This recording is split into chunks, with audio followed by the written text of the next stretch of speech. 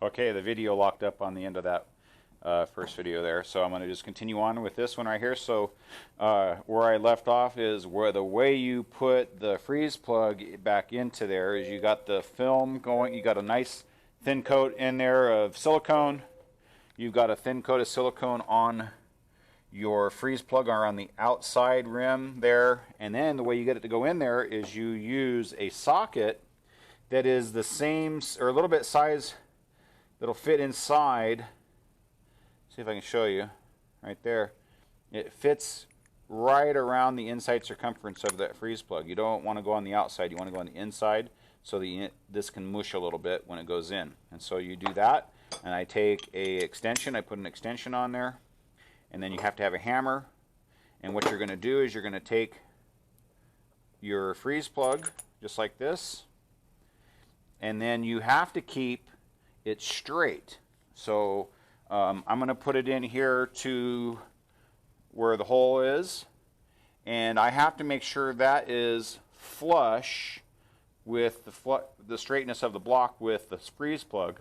So this has to stay at exactly a 90-degree angle from the block, and I'm going to tap it in.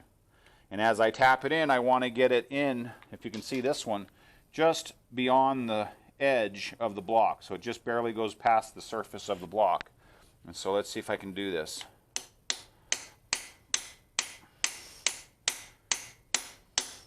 And you don't want to hit too hard, you just want to tap and see if you can see this one side is going in, but this other side's kind of sticking out a little bit. So I'm going to take my my socket and my extension here, I'm going to kind of lean it towards this side.